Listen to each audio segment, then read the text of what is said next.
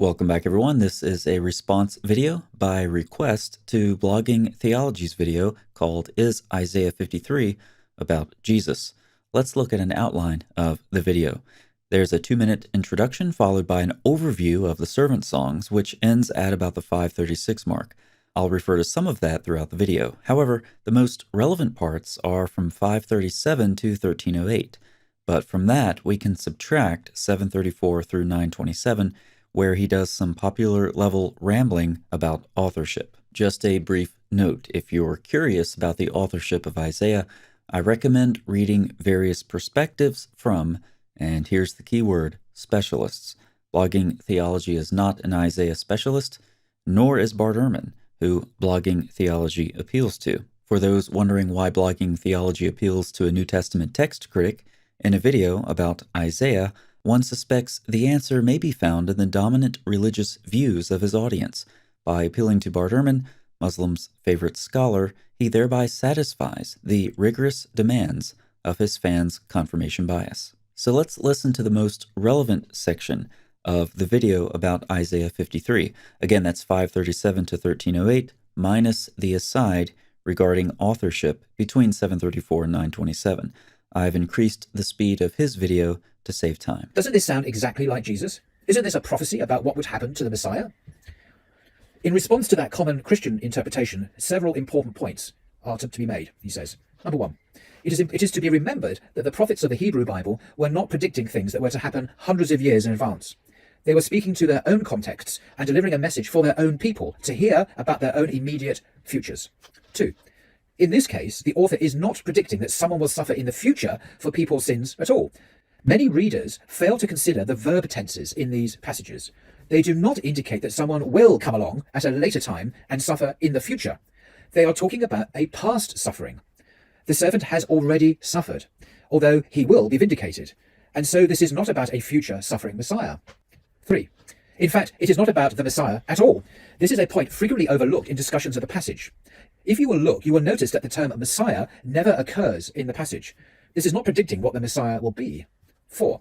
If the passage is not referring to the Messiah and is not referring to someone in the future who is going to suffer, whom is it talking about? Here there really should be very little ambiguity. As I mentioned, this particular passage, Isaiah 53, is one of the 4 servant songs of 2nd Isaiah. So, to continue from Bart Ehrman, as I mentioned, this particular passage, Isaiah 53, is one of the 4 servant songs of 2nd Isaiah. And so the question is, whom does 2nd Isaiah himself indicate that the servant is? And this is the question. Who is this servant? A careful reading of the passages makes the identification quite clear, says Bart Ehrman. But now hear, O Jacob, my servant, Israel, whom I have chosen, Isaiah 44, verse 1. Remember these things, O Jacob, and Israel, for you are my servant, Isaiah 44, 21. And he said to me, you are my servant, Israel, in whom I will be glorified, Isaiah 49, verse 3.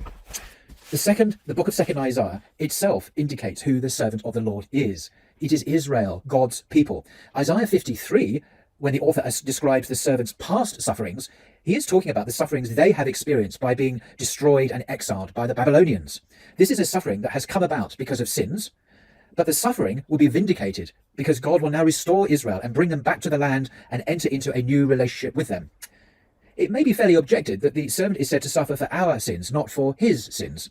Scholars have resolved that problem in a number of ways. It may be that the author is thinking that the portion of the people taken into exile has suffered for the sins of those in the land, some of them suffering for the sins of all.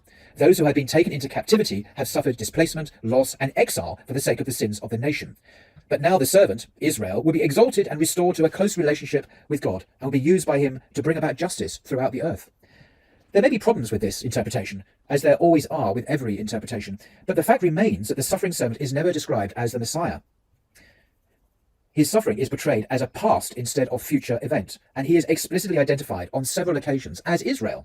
Later readers who have taken the passage as a reference to the Messiah, then, have seen Jesus as one who fills out or fulfills its original meaning, giving it a new meaning that it did not originally have. End quote. So there we have it. I know from my own research that what Bart Ehrman is explaining there is the standard scholarly view. There are some scholars who identify the suffering servant as Jeremiah or even Isaiah himself, but it's not seen as a prediction of Jesus Christ, the Messiah from the future, because that's not what the passage says. So I hope you find that of interest, and I do welcome your comments and criticisms. Until next time. Let's go back to the outline and look at the points he made. Hebrew prophets talked about the immediate future, not about things hundreds of years in advance. Now, he doesn't even attempt to substantiate this self-serving conclusion.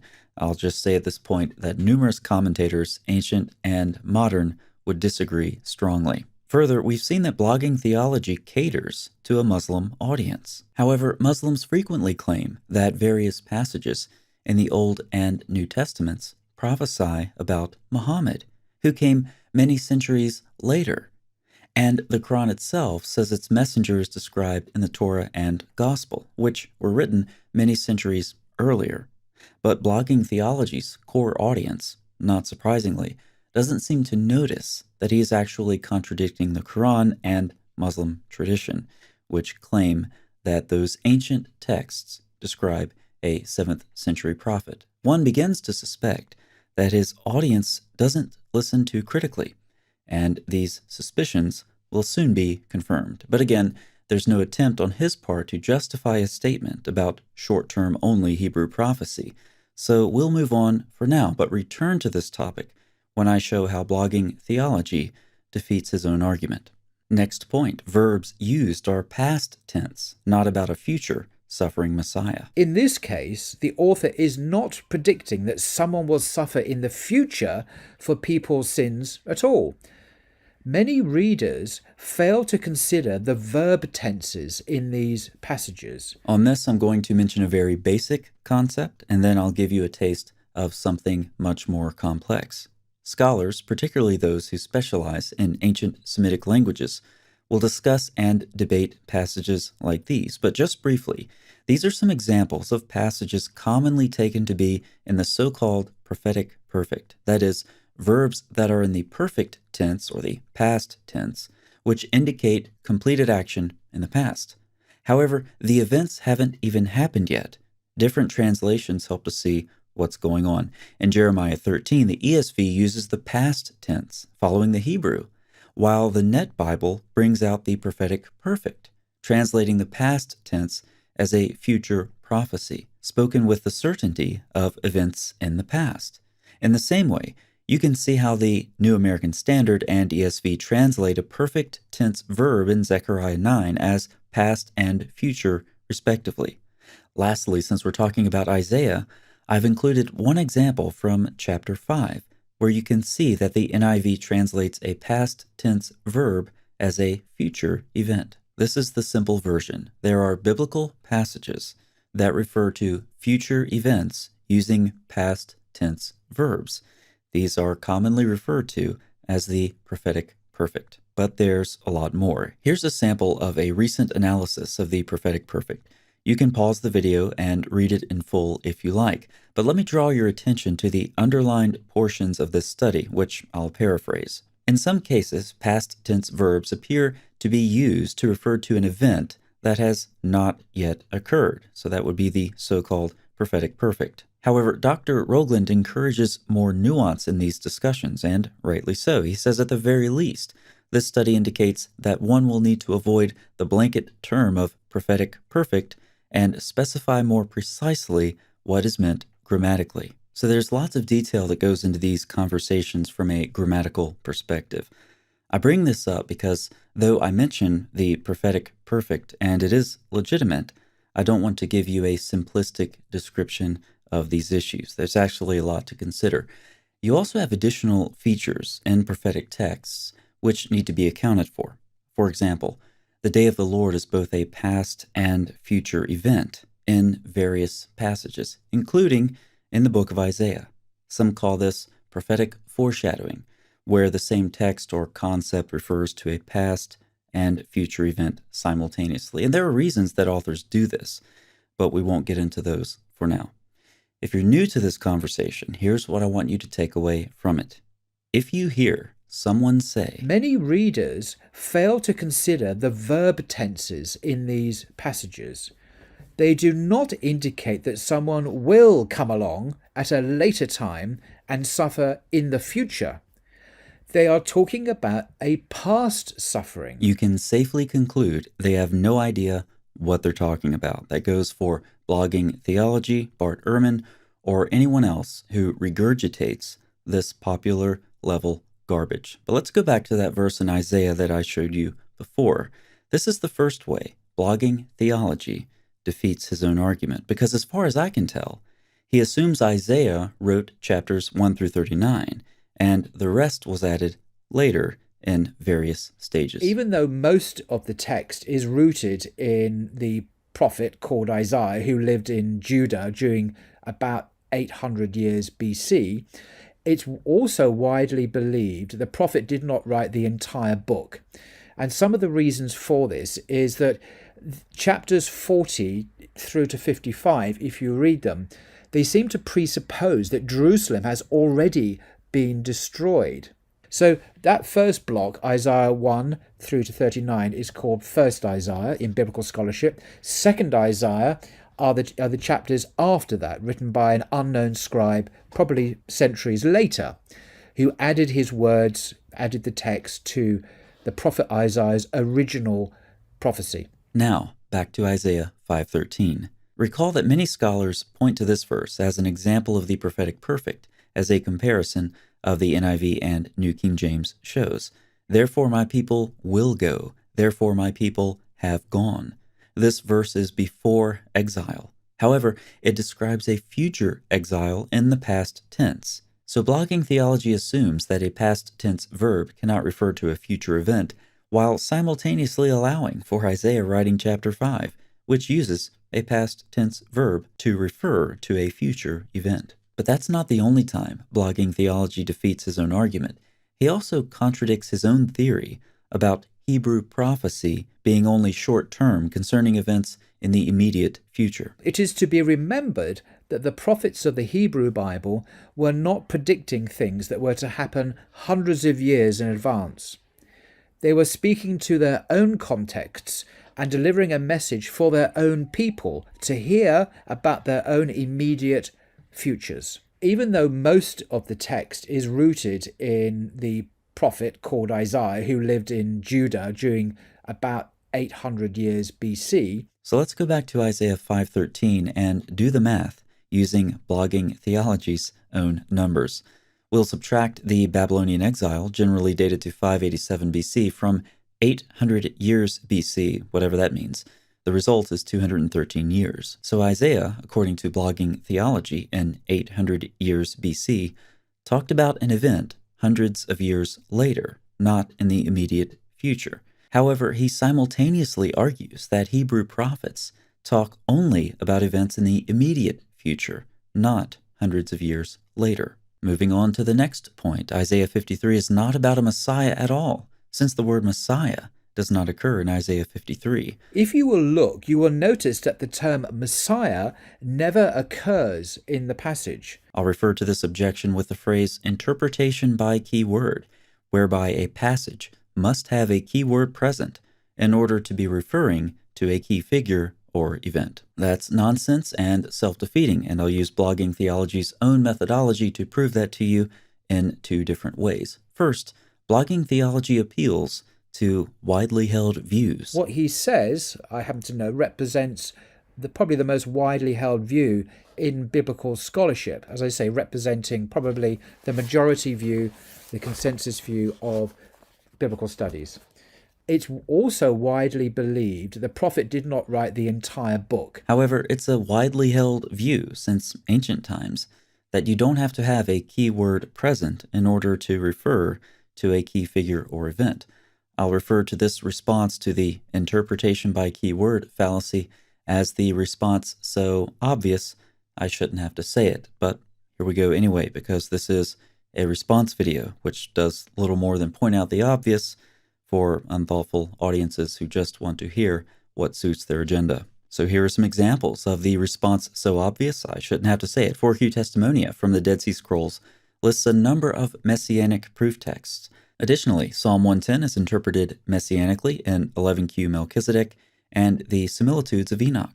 There are other examples I could give, but I'll stop there. Take a look through your Hebrew Bible and see how many times the word Messiah is mentioned in these messianic proof texts. The answer is 0. So it's been widely held since ancient times that you do not have to have a keyword present in order to refer to a key figure or event. But since we're talking about Isaiah 53 and widely held views, let me read a little bit to you from Daniel Boyarin. I cannot overstate the extent to which the interpretation of this passage, referring to Isaiah 53, has anchored the conventional view of Judaism's relationship to messianism. It has been generally assumed by modern folks that Jews have always given the passage a metaphorical reading, understanding the suffering servant to refer to the people of Israel, and that it was the Christians who changed and distorted its meaning to make it refer to Jesus. Quite the contrary. We now know that many Jewish authorities, maybe even most, until nearly the modern period, have read Isaiah 53 as being about the Messiah.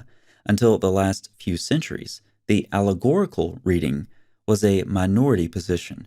Aside from one very important but absolutely unique notice in Origen's Contra Celsum, there is no evidence at all that any late ancient Jews read Isaiah 52 through 53 as referring to anyone but the Messiah. There are, on the other hand, several attestations of ancient rabbinic readings of the song as concerning the Messiah and his tribulations. And now I'm giving you some specific sources over a large span of time that connect the Messiah to Isaiah's description of his suffering, atoning servant. If Blogging Theology wants more specific references, he can read these texts on his own, since he clearly hasn't taken the time to familiarize himself with any of this material thus far. Therefore, regarding his preference for widely held opinions, Probably the most widely held view. There you have it. Now here's the second way that Blogging Theology defeats his own interpretation by keyword hermeneutic. You see, he knows the identity of the unnamed suffering servant in Isaiah 53. The book of 2nd Isaiah itself indicates who the servant of the Lord is. It is Israel, God's people. But what's missing from the servant song in question? The key word, Israel. Notice Blogging Theology's blunder. Because the passage doesn't contain the word Messiah, it can't refer to the Messiah.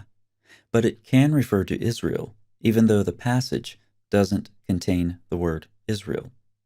Oh, but Blogging Theology will say, yes, but you use other texts to identify the servant of Isaiah 53, even though the servant is not named. Yep, and you can do that with the Messianic interpretation as well. Blogging Theology will do one, but not the other, in order to suit his agenda. But there are additional problems with his own methodology. Again, he pretends to be familiar with critical scholarly theories about Isaiah. Recall my allegation that he rambled on about authorship earlier. But he appears entirely ignorant of scholars who, because of the anonymity of Isaiah 53, will link 52:13 through 55 with chapters 56 through 66 of Isaiah, not with the preceding sections. Blogging Theology shows no knowledge of this, which allows him, without hesitation, to use prior passages to interpret the servant in Isaiah 53 and identify that servant as Israel. The book of 2nd Isaiah itself indicates who the servant of the Lord is. In this case, his ignorance is bliss because he doesn't even know he's cherry-picking scholarly theories until someone comes along and points it out. The last point, which is really an overall theme of his video, has already been addressed with the Jewish sources cited above. Let's summarize. Blogging Theology's use of Ehrman is a bit too convenient given the preferences of his audience. On authorship, consult a range of actual Isaiah specialists, not Blogging Theology or Muslims' favorite and only New Testament text critic. We saw that Hebrew prophets actually do predict things hundreds of years in advance, according to Blogging Theology's own math and apparent beliefs about Isaiah's authorship, not to mention according to the beliefs of Muslims themselves, though nobody in the comments section of his video seemed to notice. We saw that you can safely disregard anyone who makes the simplistic statement that past tense verbs cannot refer to future events. We saw that Blogging Theology contradicts his own interpretation by keyword hermeneutic, since he sees Israel as the suffering servant in Isaiah 53 when Israel is not mentioned, and he also cherry-picks scholarship or is ignorant of it in doing so. We also saw that the overall thesis of the video, which tries to caricature a messianic interpretation of Isaiah 53 as a Christian invention, is wrong. Finally, he relies on his own selective and limited knowledge of so-called widely held views.